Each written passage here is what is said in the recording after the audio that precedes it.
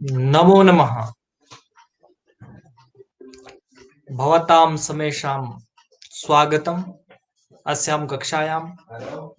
अद्य पुनः अग्रिमं श्लोकं प्रति प्रविशामः। इदानीं यावत् अस्माभिः शिशुपाल वधं महाकाव्यस्य प्रथमसर्गस्य 11 श्लोकाः पठिताः। अद्य द्वादशतमः श्लोकः अस्माभिः पठ्यते। तदर्थं पूर्वं वयं गच्छामः।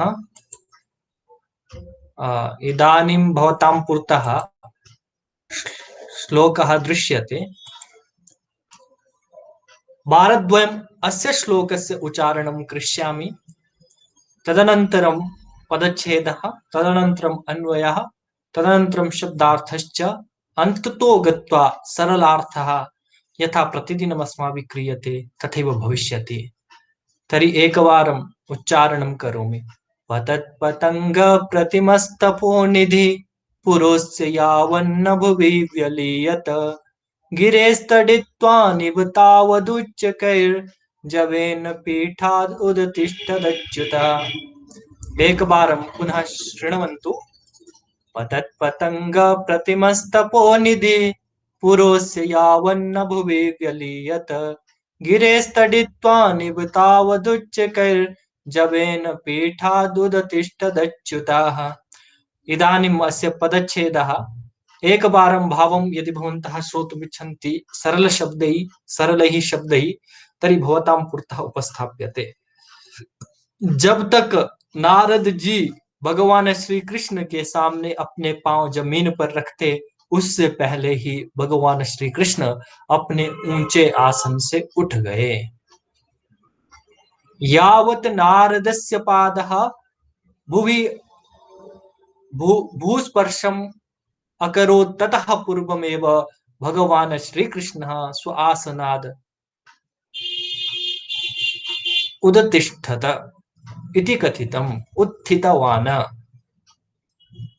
तो ये बात इस श्लोक में कही, यही भाव है कि नारद जी का पांव जब तक जमीन पर लगता उससे पहले ही भगवान श्री कृष्ण अपने उन्नत आसन से उठ गए उनके स्वागत के लिए। हमारी परंपरा भी है, शास्त्रों में वर्णित भी है, जब घर में कोई अतिथि आता है तो हम अपने आसन से उठकर उनका स्वागत करते हैं। वही बात यहाँ पर इस श्लोक में कही गई है।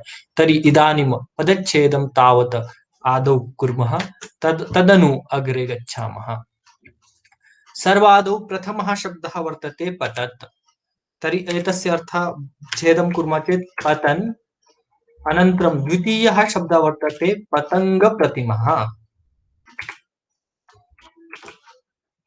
पतङ्गप्रतिमः।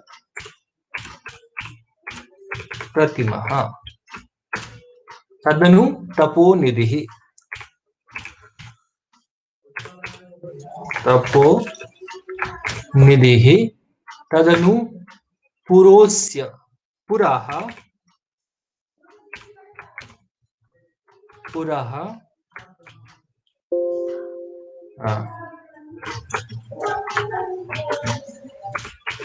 अस्य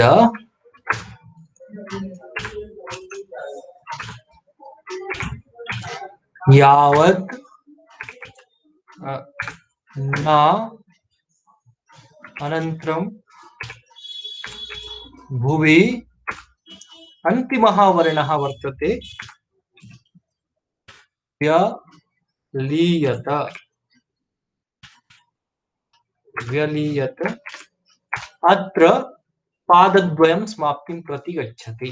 तदनु गिरेः। गिरेः गिरः अभूत्। अत्र दोषः न स्यात्, तदर्थं गिरेः अग्रिमः वर्णः वर्तते तडित्वान्। तडित्वान् अग्रे वर्तते इव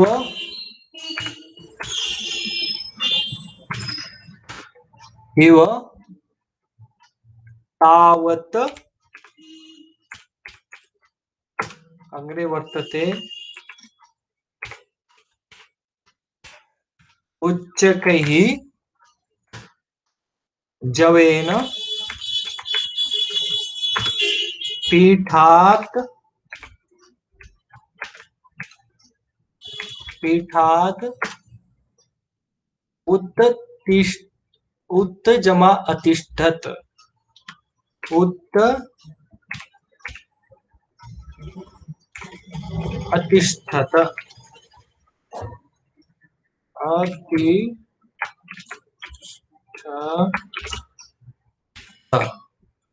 तर्हि तस्य भवति उदतिष्ठत उदतिष्ठत अन्तिमः वर्णः वर्तते अच्युतः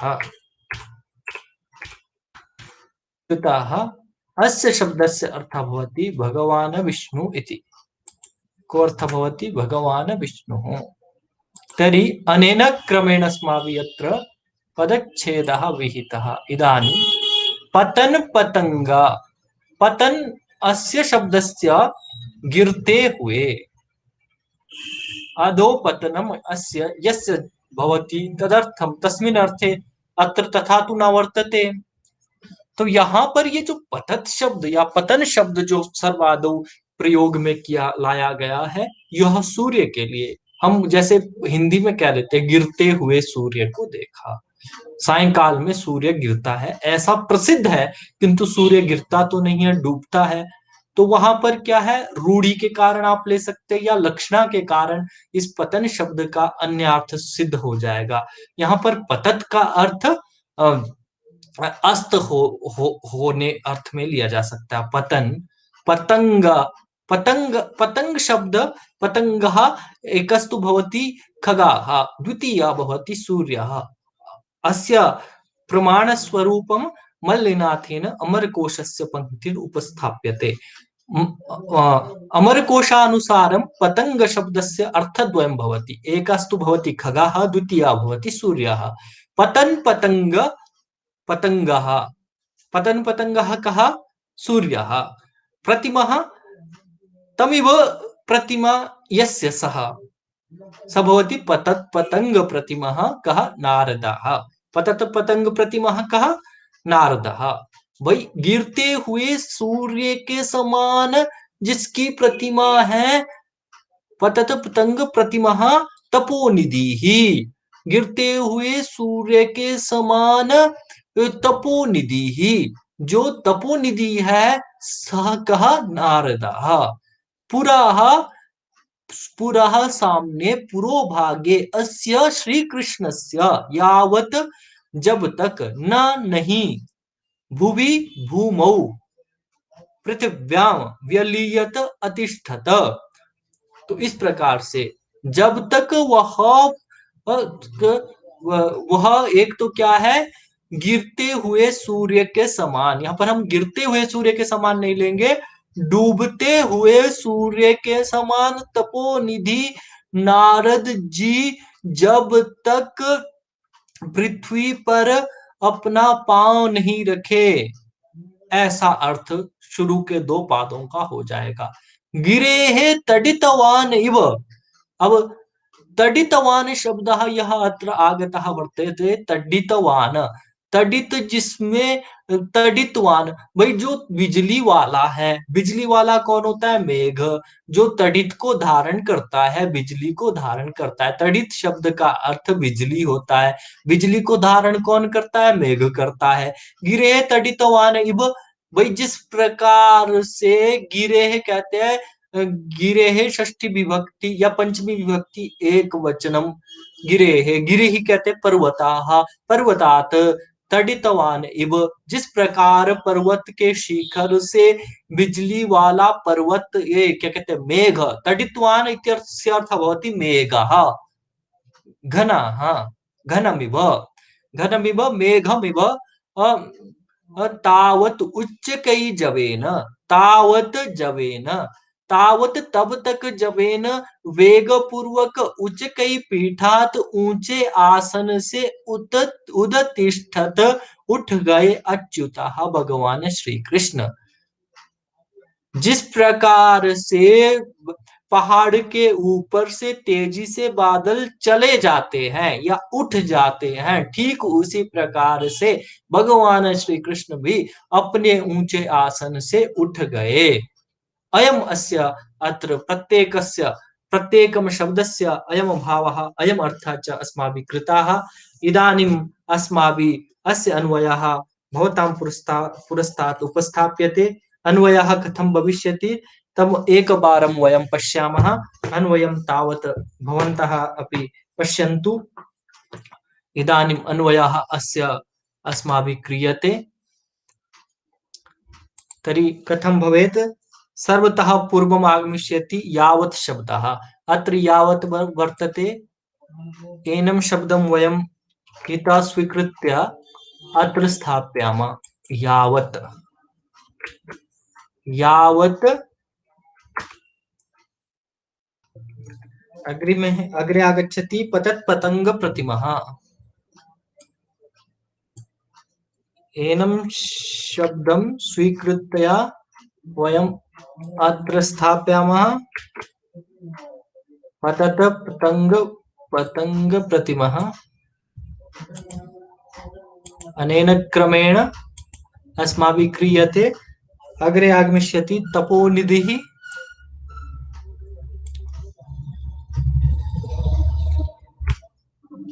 इतः स्वीकृत्य अस्माभिः अत्र स्थाप्यते तपोनिधिः। अग्रे आगच्छति अस्य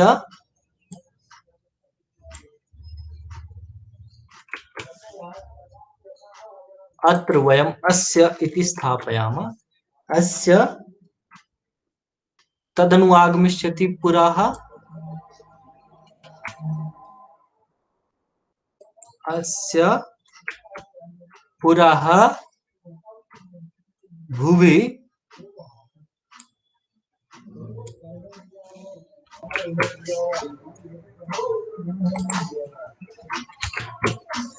तदनु आगमिष्यति न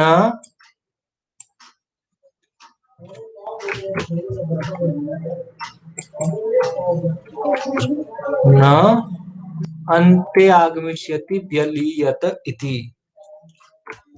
अस्माभिः अनेन क्रमेण अन्वयः क्रियते। तदनु आगमिष्यति तावत् अयं शब्दः। इतः स्वीक्रियते अत्र स्थाप्यते। अत्र स्थापयामः। तावत् अच्युतः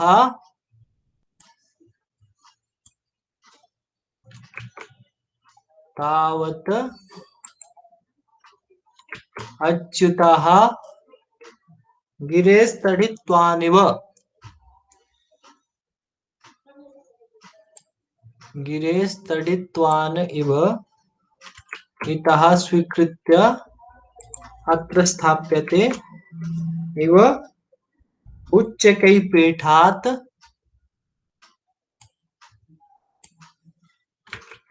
उच्चकैः अग्रे आगमिष्यति पीठात्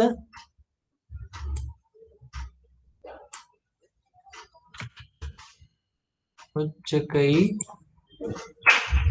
पीठात् जवेन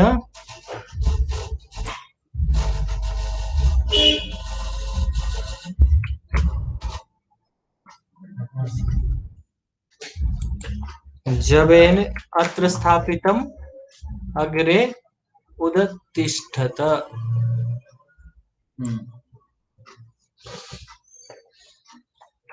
अस्माभिः अन्ते अयं शब्दः स्थाप्यते।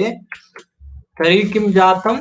यावत् पतन् पतंग प्रतिमः तपोनिधि अस्य पुरः भुवि न व्यलीयत तावत् अच्युताः गिरे तडित्वानिव उच्चकैः पीठात् जवेन उदतिष्ठत।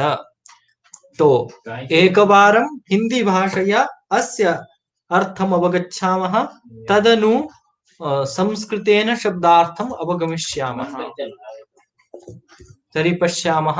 यावत् जब तक पतन पतंग प्रतिमः, पतन पतंग किसके लिए कहा है?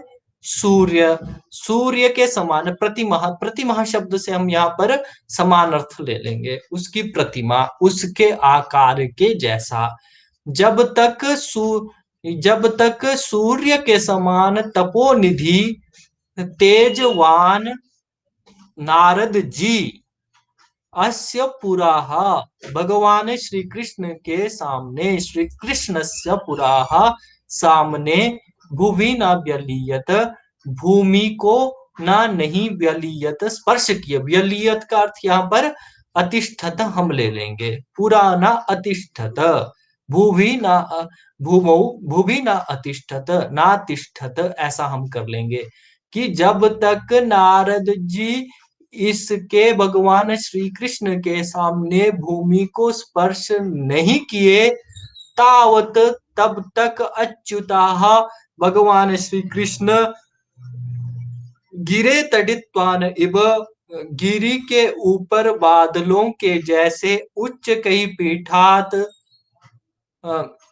पर्वतों से जिस प्रकार बादल तेजी से चले जाते हैं, ठीक वैसे ही उच्च कई पीठात, ऊंचे राज सिंहासन से जबेन, वेग से तेजी से उत्तिष्ठत उठ गए।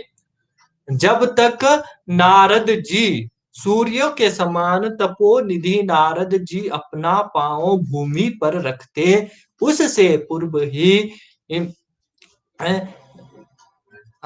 ऊंचे पर्वत में बादल के जैसे तेजी से भगवान श्री कृष्ण अपने आसन से उठ गए, उनके स्वागत के लिए, नारद जी के स्वागत के लिए अपने आसन से उठ गए, ऐसा वर्णन इस श्लोक में किया गया है। तो एक बारम संस्कृतेनप्यस्य भावम अवगच्छामः।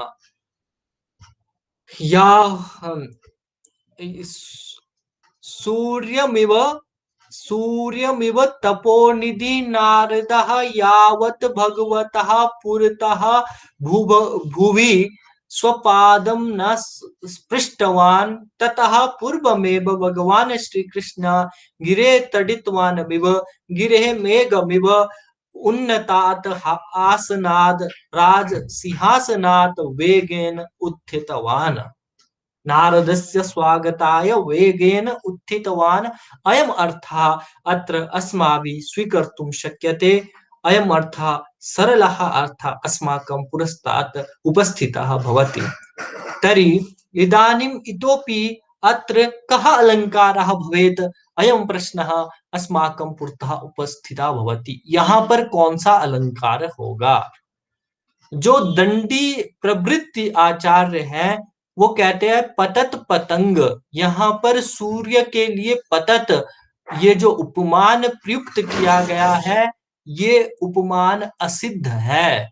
असिद्ध उपमान होने के कारण यहाँ पर अभूत उपमा होगा। और आधुनिक जो आलंकारिक है पतत पतंग, इस शब्द को देखकर उनका मानना है कि यहाँ पर जो है उत्प्रेक्षा अलंकार है। इस शब्द को देखकर दंडी प्रवृत्ति जो आचार्य हैं उनका मानना यह है कि यहाँ पर अभूतोपमा अलंकार है, और जो आधुनिक अलंकारिक है उनका मानना है कि यहाँ पर उत्प्रेक्षा अलंकार है। अभवन उत्प्रेक्षा, जैसे मतलब जो असंभव को संभव कर देता हो। सूर्य कभी गिरता नहीं है, तो उसके लिए पतत, जो पतन शब्द का प्रयोग किया, उससे यह स्पष्ट होता है कि यहाँ पर उत्प्रेक्षा अलंकार है, ऐसा आधुनिक अलंकारिकों का मानना है। आधुनिक अलंकारिकानुसारम अत्र उत्प्रेक्षा अलंकारोस्ति कारणमस्ति यत् पतत शब्दः, पतन शब्दः पूर्वं यत्र लिखितं वर्तते तद् अभूतोपमानं वर्तते, एतादृशम् असिद्धम् उपमानं वर्तते, तस्मात् अत्र उत्प्रेक्षा अलङ्कारः अस्ति इति आधुनिक अलङ्कारिकाः स्वीकुर्वन्ति। सम्प्रति वयम् अस्य श्लोकस्य प्रत्येकं शब्दस्य अर्थम् अवगच्छामः। तर्हि क्रमशः प्रत्येकं शब्दस्य अर्थं भवतां पुरस्तात् तावत् वयम् उपस्थापयामः।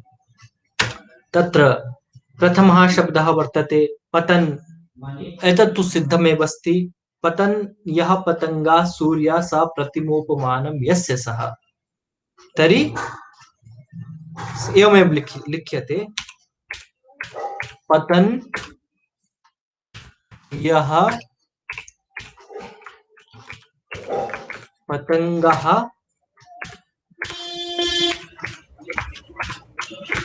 सूर्यः स प्रतिमोपमानं यस्य सः। स प्रतिमोपमानं यस्य सः। अत्र लिख्यते नारदः। कः सः? नारदः।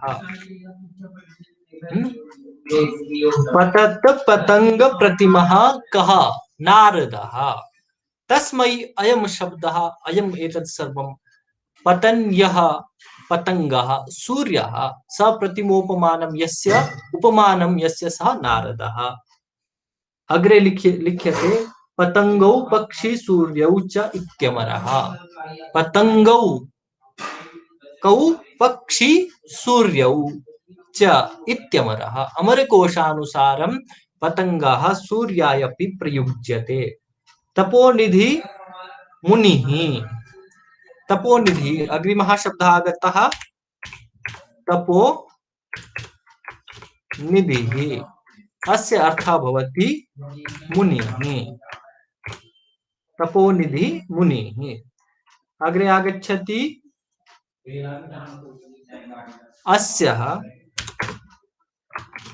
अस्य शब्दः आगतः अस्य हरे कृष्णस्य किमपि कर्तुं वयं शक्नुमः।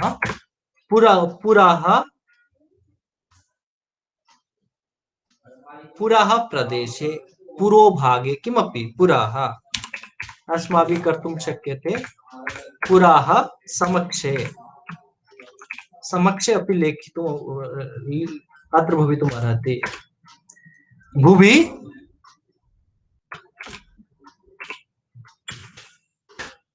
अस्य अर्थः पृथिव्याम्।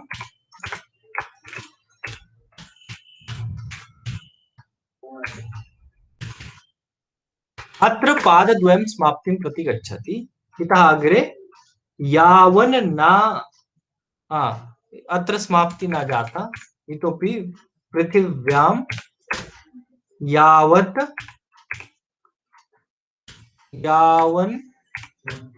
न व्यलीयत। अग्रिमः शब्दः आगतः व्यलीयत इति। व्यलीयत अस्य अर्थः भवति नातिष्ठत।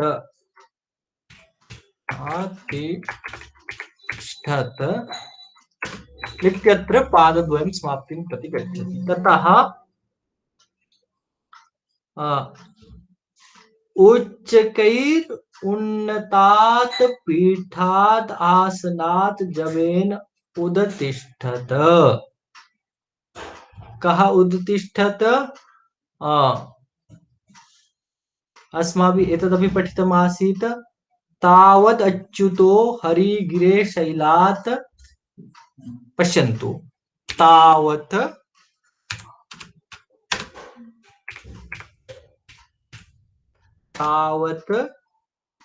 अच्युतः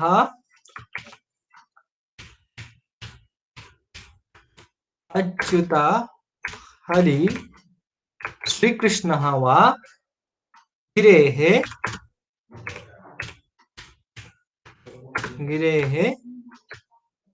शैलात् पर्वतात् वा शैलात् पर्वतात् वा तडित्वानिव इति आगता। मेघ इव तडितवानिव। तडितो अस्य सन्तीति तडितवान्। तडितो अस्य सन्तीति तडितवान्। तर्हि तडितवान् इव मेघ इव। तडितवान्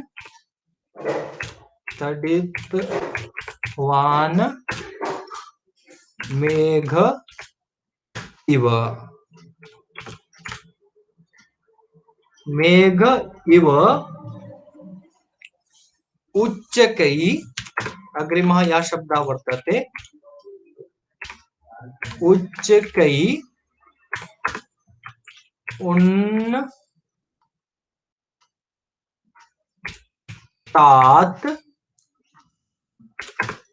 पीठात् आसनात्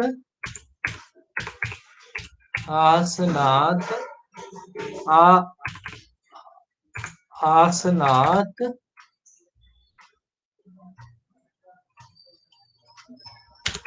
जवेन वेगेन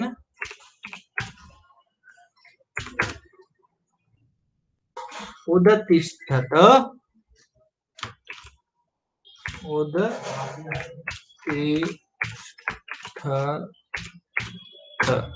अनेन क्रमेण अस्माभिः अस्य अर्थः भवतां पुरस्तात् उपस्थापितः। अनेन क्रमेण वयम् अस्य श्लोकस्य अर्थं भावं च अवगच्छामः।